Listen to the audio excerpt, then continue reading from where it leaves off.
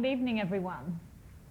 We're here to talk to Mark Bradford, not just about the extraordinary work that he's created here at the Hirshhorn called Pickett's Charge, but other things.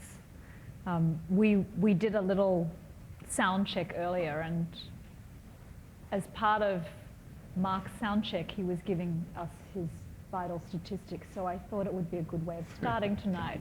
What are your vitals, Mark? I was born in 1961. I'm 180 pounds. I'm a Scorpio. Height? I'm 6'8".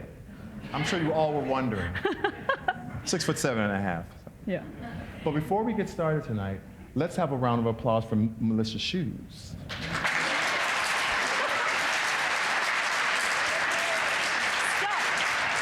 She's wearing those shoes. Hey, Aki.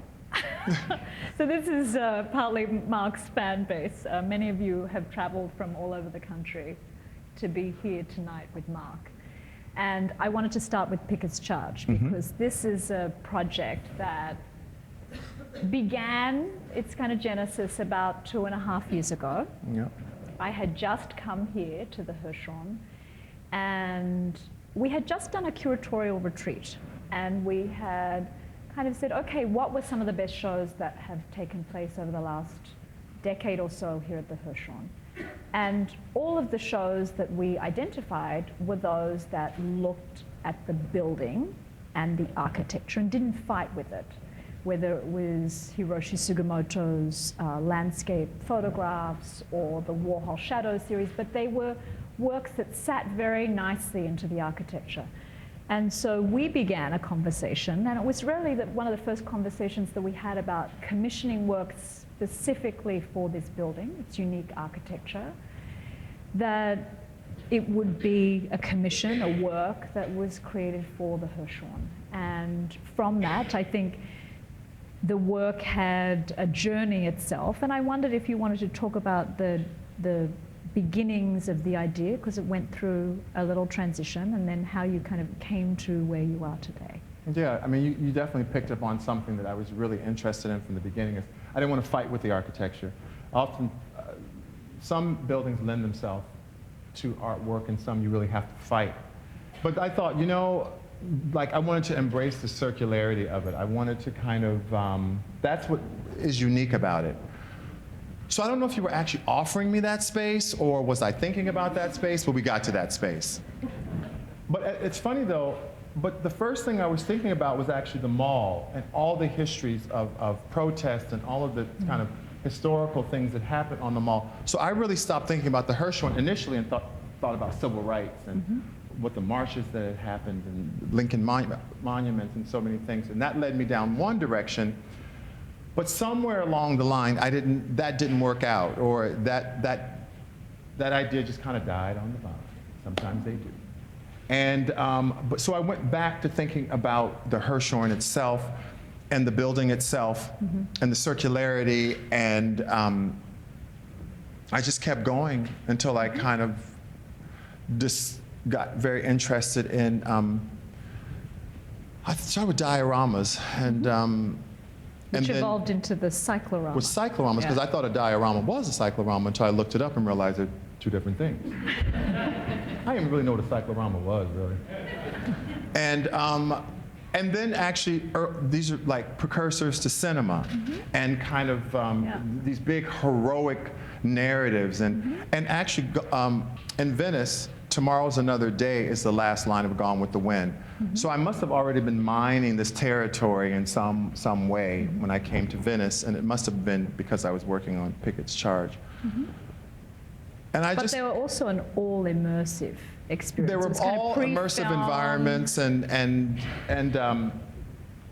one thing just led to another, and I kind of stumbled on, I wouldn't say I stumbled on it, but I was fascinated by the fact that the cyclorama was still there in Gettysburg.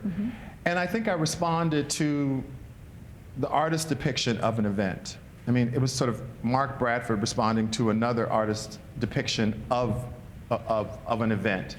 So it was like 3 and 4 and 5 removed. And it's interesting though, because Filippo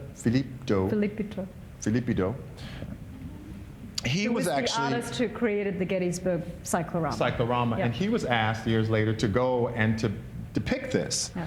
And of course, it was already, by the time he got to it, kind of distanced from the event. Yes, so and the work actually was created 20 years after. 20 years afterwards. So it was already kind of moving into this romantic narrative. Mm-hmm. And then when I saw it, I just started thinking, oh, I would like to respond to that in some way or make my own 21st century cyclorama, and what would that look like? And of course, you can't stand in the middle of the Hirshhorn, you'd have to float, like in the air. Mm-hmm. And that's kind of where I started from, and kind of building it. So the cyclorama is one thing. It's kind of an experiential painting pre-film, Yeah. pre-TV, pre-moving image. Yeah. But the subject matter is another thing. So Pickett's Judge itself is a depiction of the Civil War. So was the subject matter as important as the format to you? Well, the format was very romantic. I mean, you go to the cycloramas, you sit there, and the lights come up, and the music comes up, and they swell, and then Old Glory, you know, and it's kind of like. And there were okay. even stories, so these were cycloramas that toured around the country.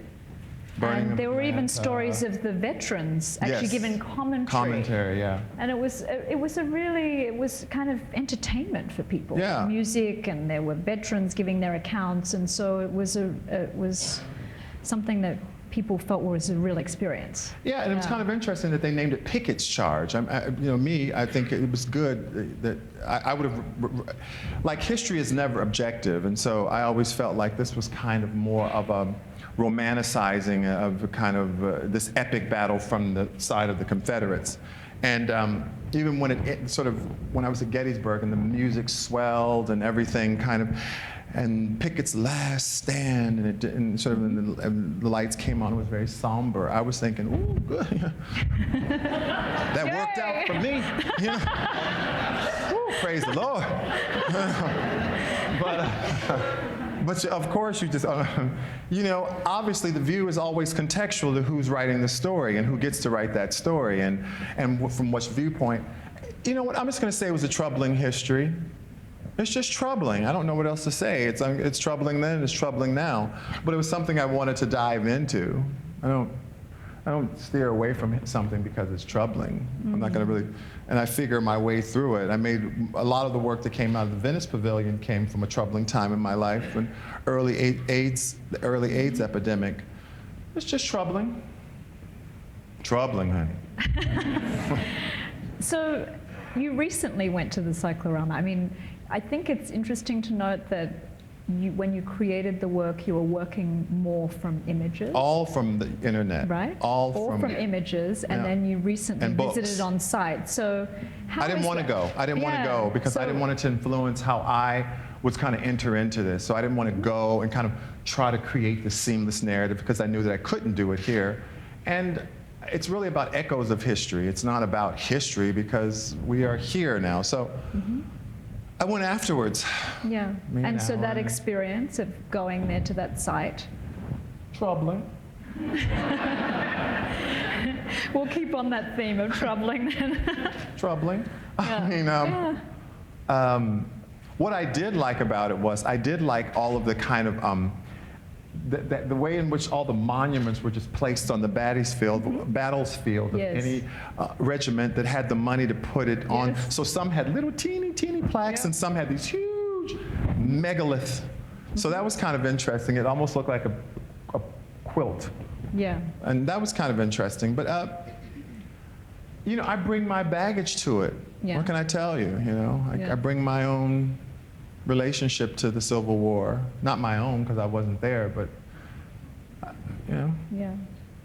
So, you've talked about in our catalog that's being planned, Yes. one of the great quotes, I think, from the interview that you did with Stefan Akau, chief curator, was that the world is on fire. Well, I would say that, yeah. Yeah. It sounds like the world's on fire a little bit. So, you said troubling and then the world's on fire. So, can you tell us what from your viewpoint, what that I'm trying really to go back. means? Let me see, that was a year ago, maybe when we started the catalog, and I think I was much more intense and much more kind of, like that. I couldn't catch my breath. Yeah. what I just kind of felt like there was a weird dismantling of things, and things that maybe I had taken for granted were suddenly things that actually just weren't, that there were things that we fought for and that they could be undone. And so I always had this feeling that there was an earthquake happening, but I was just kind of waiting for the earth to stop moving so that we could figure out how much damage and then call our loved ones. Well, I've since kind of gone with I'm kind of getting used to the ground moving and kind of developing strategies of how to kind of exist in a new climate. Not all new, because let me be very clear, there are communities that have always existed in urgency. And not just talking about the North America, but around the globe. But it's just interesting to see here at this time, things that I kind of took for granted actually were not just, that could be undone. So, you know, in other conversations that we've had, you've talked about a new sense of politic for artists. What do you think an artist's role can be at this moment in time? Can be? You know what, I don't put pressure on the artist. I think you don't, under this time, you don't say what more can a doctor do or what more can a lawyer do. They do their job. If artists feel motivated to respond or not respond, I don't think it's, I think it's, everyone grapples with things the way that they grapple. There's no one way to be it. I've never seen a difference between art and life. I've never seen a difference between art and social. Or I've never seen the art world and then out there. I've always been comfortable going back and forth. So for me, it's very seamless, the things that I put together. I think one of the things that we see in Pickett's charge, which, you know, people when they talk about your work always talk about abstraction. And I think for the first time we see a little more figuration. Yeah. Can you talk about that tension or relationship between? I mean, you know, people say you have to be a figurative painter or an abstract painter. One or the other. I don't think so. I mean, what? It's like we're in like 2017. I think I pull figuration through the concepts that I'm talking about in my work. I don't think that my work is. What does abstraction mean? It's completely devoid of anything but the surface. I guess that's Clement Greenberg or something. Are we still back there? I don't believe that. I believe that the material that I use is socially, it comes from lived use. It comes from a work, and it comes from the space, and I pull it into my studio. But I can, you know, you can never, it's like palimpsest. You'll never be able to erase all of the memory until it just becomes material. That's what I like about it.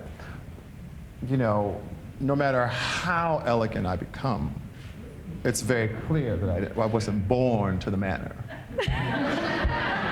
Really? No matter how elegant I become, no matter how, you know.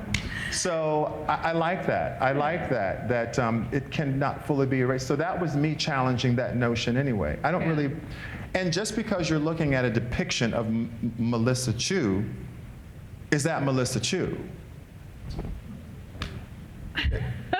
Everything is subjective. So I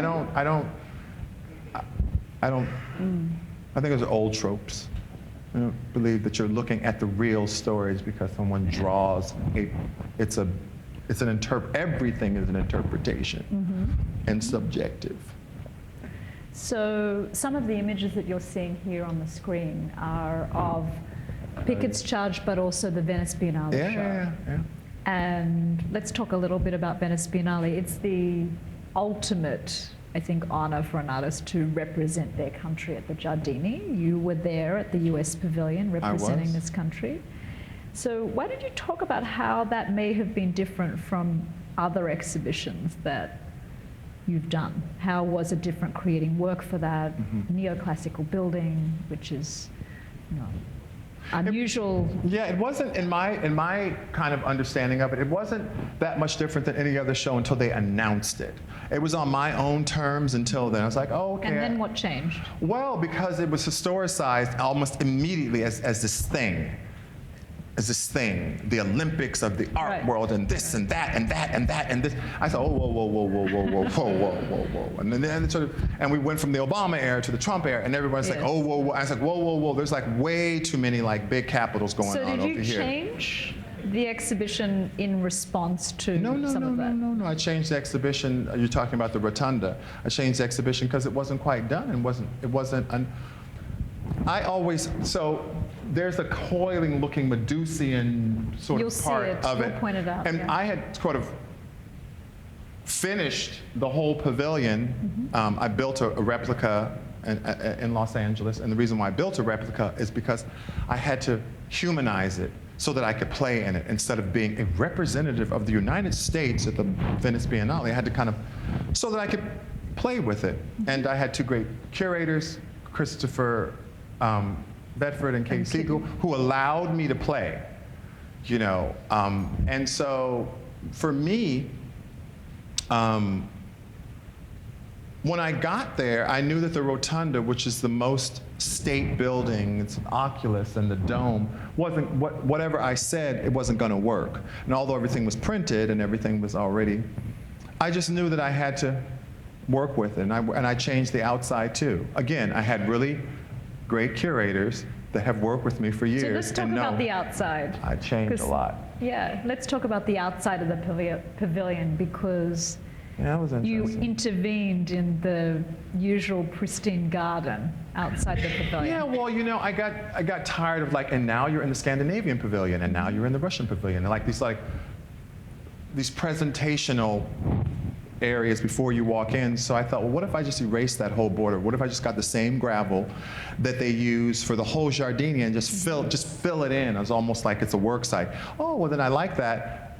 What if I just kept filling it in until it makes it look like the pavilion's sinking? And I like that even Yes, better. Yeah. Somewhere along Kind the of line. semi-construction site. And I just worked out there, and actually all my assistants are probably sitting out there. Wave, they're all They're all right there. here. Hi, They're all guys. right there.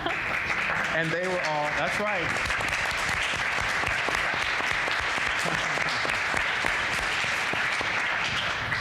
They're going to talk about that all night. They're going to Instagram that. But you know what I think really happened was, it was sort of like, I think they just allowed me because one administration was leaving and another one hadn't come in yet. I think I kind of got that in-between passage.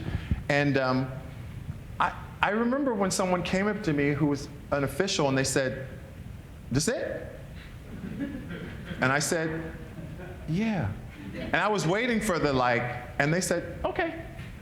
And so that was just kind of one of those moments, I think, when changing of the guard happens. But I wanted to feel like that. Here we have a picture. So you have some rubbish and some gravel. I worked out there for a month. Really? To make it look like this? No. I worked there on everything I did inside. I just worked outside. So all the, you know, Tyler would smoke and he'd throw all the cigarette butts and, you know, the coffees and the. You just didn't have to clean up. I never cleaned up. Yeah. So it almost looked like something had happened here and then people just, it was abandoned. So while we're talking on Venice, why don't we spend some time talking about the project that you did in Giudecca with the women's prison? Yeah. So that was how did that come about? Because I think one of the hallmarks of your work is also the practice of, you know, working with social ideas and communities, and so that's very unusual in a place like Venice too. To be thinking that people actually live there rather than be tourists. Well, that's why I wanted to do it. I mean, the sort of, you think of the Venice Biennale, and I thought, well, wouldn't it be great to expand what the possibility of what we could do to expand it? I always say that the social side of the stuff that I do was me before I got to art school. I think sometimes me when I was in middle school, me when I was in elementary school, me when I was the nightclubs. You know. So what was Mark before art school? Amazing. So we want to meet this amazing Mark. No, what was you know what I was? I was kind of lost. Yeah. I kind of fell between the cracks educationally. And I took my creativity to the only place that I knew, which was nightlife and nightclubs. But I always felt that there was this part of me missing. I mean, I never had a problem with the nightclubs. I never had a problem with dressing up. I never had a problem, with the gold streaks in my hair. I never had a problem with any of that. But I always said, but is this it? And then most of the time I was like, yeah, girl, it is, but whatever. You were young. What I realized is that there was no space when I was in elementary or middle school for me that I could identify as being, I did go to arts classes, but paint a flower, and that wasn't interesting to me. I never heard about ideas. I never heard about contemporary ideas. I never heard about people pushing back. I never heard about, I thought middle school and feminism would have been great for me, I just never heard of it, so I just fell through the cracks. I was like, bye. So I just went out. And I went out with other people that had fallen through the cracks. So the girl that people had associated with being too grown and quote unquote fast, she was always my best friend. I was always styling her hair up too much, and she was too much, and I was too much, and we'd go out and we'd be too much. Made a good couple. But so how did you even consider wanting to become an artist? Like, what was that moment? Well, you got to stop saying the word artist. That is such a professionalized thing. I just what should we call you? Well, I'm an artist now. I got it. I got the MFA, and I'm an artist, and I thought there may have been another word that I was I'm an artist now. But when you're talking to a little boy like from the hood, and like he's creative, I don't think he's thinking of like, and he's working in his mom's hair salon. There must have been a moment at which you said, I want to do this more. I started going to junior college, and the only thing that I seemed to pass were the creative courses. Me too. I was like, all I passed was art, so I stuck to it. I can kind of do this, and I kind of found like and I would recognize people that probably, although God bless them, they were 18 and I was 28, but I was like, oh wow, that's interesting. So. Wow, and then people would come in and give lectures, and they would say, well, from a feminist perspective, and I was like, what's that? And so all this stuff I kind of discovered, and I just kept on the path because I was so interested in it. I didn't know that there was, I just knew kind of traditional tropes, traditional norms, and especially in the sort of Black narrative, I knew what Christian, and then I heard what a backslider was. Backslider, or in the world, or, well, girl, he's a backslider. So I was like, well, I'm not over there, so I'm, so that's all I knew. I just navigated between those two things because being African American, the church was so central. Even though we didn't go to church, I knew what the narrative was. So I didn't really have any. I didn't see any I saw my mother as an alternative and some of the women in the hair salon, but I just assumed that they were like wild women or something. Like I didn't have a way of saying, till I got later on, I told my mother she was a feminist. And she was like, that's cute. Respond? She's like, whatever, son, whatever, But so I didn't have those type of role models. I just had you were a good boy or a bad boy, or a good girl. I didn't have this kind of. So later on, when I got to school, I discovered all these alternatives and different ways, and I thought that was all great. And I just stayed with it because I got more and more excited, and more excited, and wanted to keep doing it, and I wanted to go back and like change the traditional communities. You laugh. I did. I'm back. So what about painting? I mean. But I love painting too, sure. You were creating things. Yeah, and not in Cal Did you Arts. start with painting? No, I didn't. No. Painting was the last thing. Painting was the last thing. I got in Cal Arts, and they were like, tell me what it's like to be gay. Tell me what it's like to be Black. Tell me what it's like to be from South Side. I was like, wow. You guys are asking me such big. I don't know. They wanted me to do more gender studies or more work up, and I was just like, just give me a minute. Yeah. Like, give me a minute, folks. To work it out. It's like, I'm still like that. Give me a minute. Yeah. I always take a lot of creative license to say, give me a minute. I don't let anybody push me into an answer. So let's return to Venice. She's like, on that. history there. But I mean, I think it's an important project that you so do going back with the women. So I knew I wanted to do something, and we started talking with Christopher and Katie, and I just started looking around. I just started asking different people. If you want different answers, you better ask different people. If you want different people and you're asking the same people, if you want different answers and you're asking the same people, you're going to get the same answers. Yeah.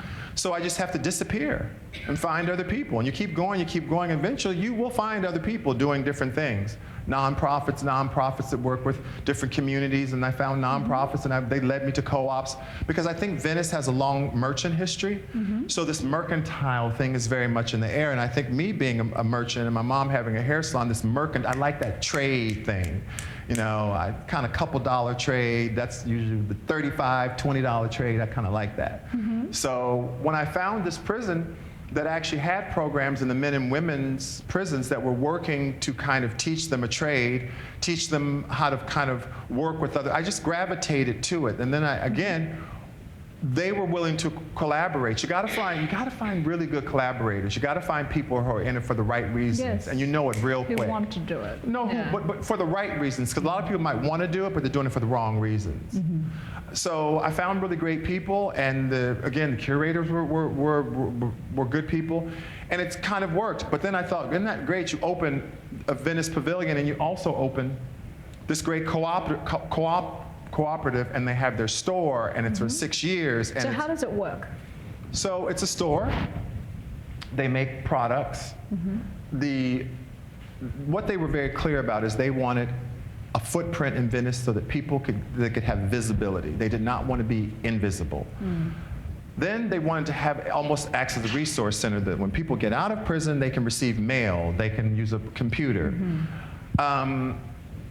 Because when you're out of prison, there's no place sometimes to receive mail. So a lot of times they'll start sending mail to this store, which is great. So this was a nonprofit already in existence. Yes, Rio Terra. Yeah. And Process Collectivo is the project that we invented, Process and Collective. And it's been an amazing project. It has really grown. It has been... How many women are involved now? That's a good question. I'd probably say it's 100 in both. And it was so successful that at the opening of the store, I walked over the canal, and there were so many people, and there were the people that I work with in prison, both the male and the female, and the directors of both the male and the female prison knew it was so important that they gave them passes. So they were there. They were there owning their store, telling their stories. Seeing their things. And they were visible in a way that they were controlling. They were controlling their image. They were controlling how that image was portrayed to other people. I was really in the back. And that's really important. And I definitely learned that part. I have a nonprofit called Art and Practice. I was going to. Can we talk more about that, because I think. I mean, I think that's a long, long time ago's talking, Alan and Eileen and myself, since probably that's my partner. Alan and Eileen are here, actually. Girl, wave. Wave! They're here. As co-founders, they're here. But it started in 2003. How did it start? From conversation, Really, it's been about since 2003, and Alan is was always an activist, and I was always trying to get him to kind of like, quit his job and like go into this full time. And then when we decided to do it, he said, look, I know you like the art side, but what about the practice side? What about the activist side? And that's really when we started with kind of this thing of art and practice. And so it came out of, I believe in contemporary ideas, and also I think that it's it can be very beneficial to art to partner with things outside of kind of our silos. But more communities of need. Yeah, so tell us what art and practice is and what it does, because it is quite distinct from your own art studio and where you make work. It is. It's something else. So Art and Practice is a nonprofit, and we have two arms. One is that we collaborate with museums to bring museum quality shows, and it's very important to have museum collaborations, because in a local community it means something to have collaborating with the Hirshhorn and then having free to the local community, giving them access much earlier to contemporary ideas. The second arm is that we collaborate with foster youth providers who work with 18 to 23 that are transitioning out of the foster care system. We work with First Place for Youth. They work with 150 students over 2 years. So it's really building an economic, emotional, psychological platform that they can build from. And in the part of Leimert Park or South Central, unfortunately, foster care is epidemic. 50% at the high school, and that's I'm being generous at the 50%. It's probably a little higher, and 40% at the middle school.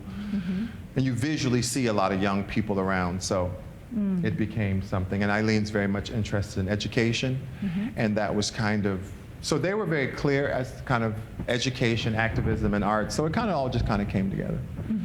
But it's been a long conversation, long conversation. Yeah. You know, and it's organic. So probably over margaritas most of the time. but much more, of course. So, you know, you had a chance to be with our Art Lab teams. Yeah, that was amazing. That was the highlight so of my Art day. Lab is the Hirshhorn educational initiative here. It has a focus on teens, allowing them, many from disadvantaged areas across Washington, to have access to the latest in technology, whether it's 3D printing, gaming technology, to really bring forward this idea of kind of cultural literacy, innovation, and creativity being one of those important kind of 21st century skill sets. And so you had a chance to spend some time with some of those teens. Yeah, they were wonderful. What did you think? Listen, the sooner the better. Yeah. The earlier. In terms of connection with. Sure, connecting with that kind of the young, creative, sensitive people that are kind of trying to navigate their worlds, how to put their worlds together. And I think that, again, I go back to ideas. I think that we said, especially young people, we instruct them very clearly as to what the traditional values are and what's this, but when do we instruct them as to what the non-traditional values are? And what if you don't fit in that box? And where do they find places that they're okay to question? Not to be rebellious, but just to question if that box doesn't fit them. Or if a boy is just a little bit more sensitive and he does cry, does he have to be a sissy? You know, being a sissy, being deemed a sissy colored my personality much more than being gay.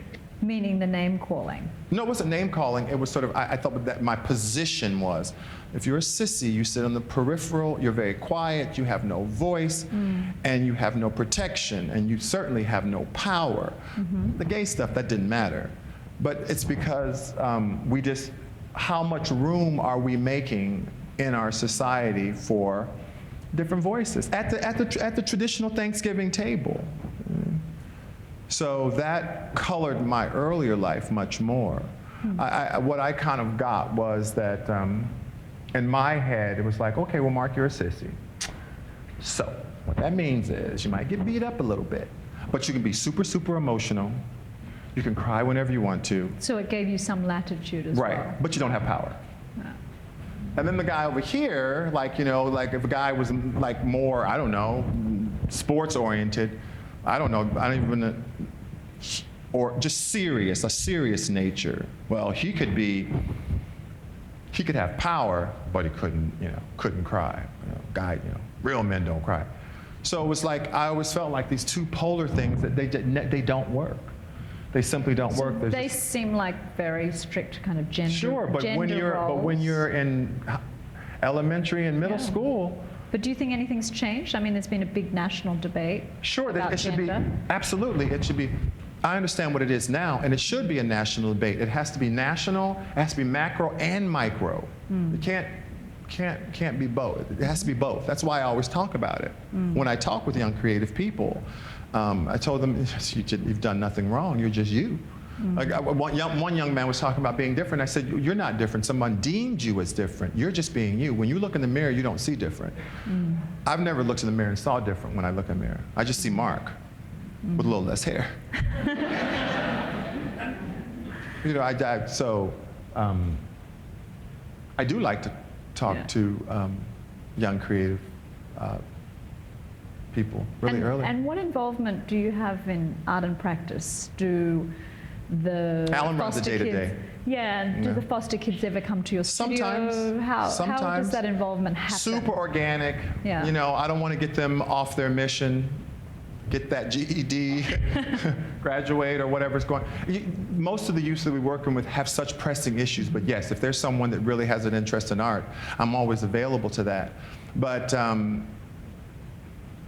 oftentimes there's so much urgency, really, so much urgency. But we do have a young man on our staff who actually is in communications and came through working with Foster, First Place for Youth, and does work with us. He works directly with Alan and Sophia, and Natalie. And we have other programs and collaborations that we're working on. Everything happens very organically.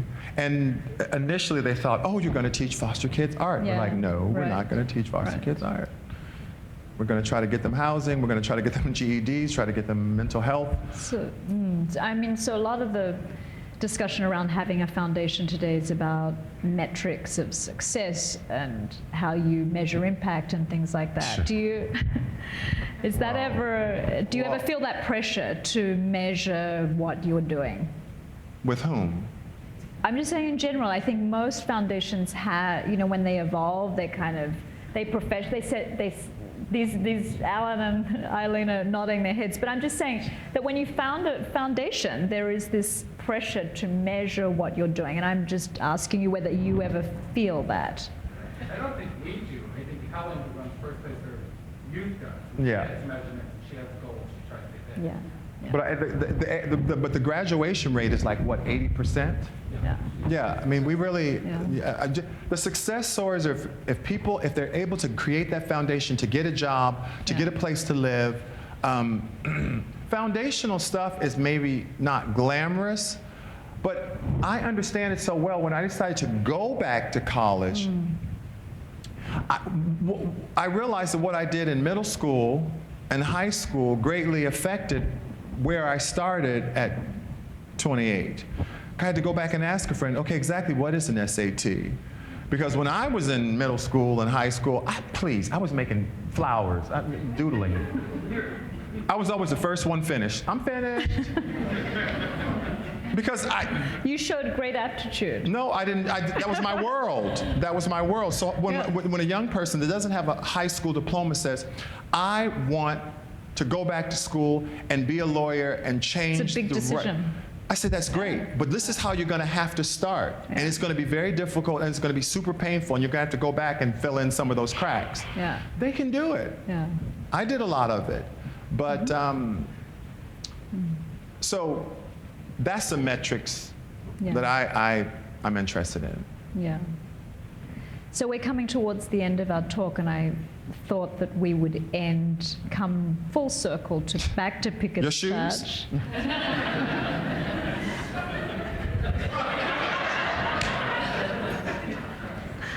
We're talking about your work. The shoes Mark. are fabulous. Back to the work. Okay. So Pickett's Charge. I mean, I think that I would love to hear from you seeing it installed, because I saw it in the studio. It looked very different on flat walls as opposed to our curved space. What were some of your first impressions? Because I was struck by the kind of the technical prowess. I mean, you have totally perfected this kind of process of the rope, the ripping, I'm glad you thought so. The layering.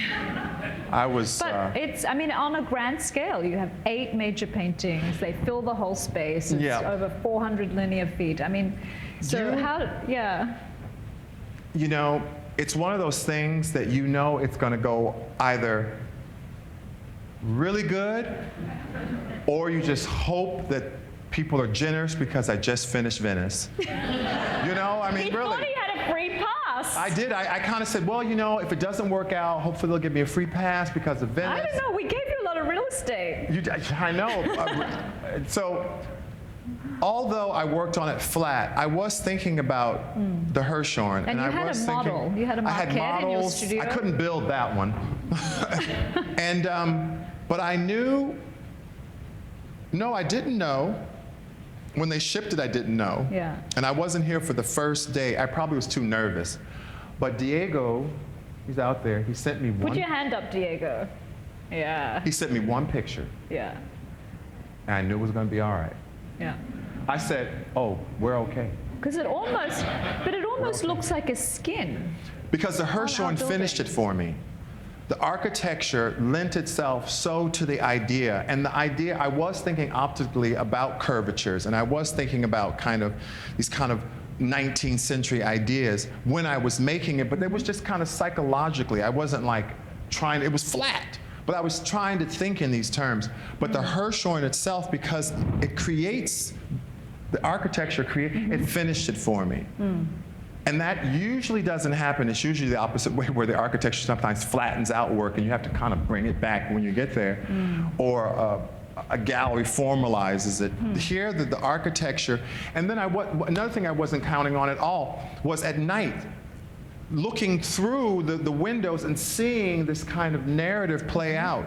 Yeah. So this building And really worked for me. Even the flooring actually I was afraid of the flooring. Yeah. I thought, oh God, it's going to be too much. Yeah. You know, at a point, you just have to let it go and just Yeah. think, oh, it's going to be fine. It's going to just roll it. I always tell Diego, just roll it up. We'll deal with it when we get there. Just bring a lot of, Bring a lot of extra. You ever have that, like when you're what he packing, you did. don't know what to bring, and you just bring too much? Too many coats, too much jewelry, too much, too much, too much.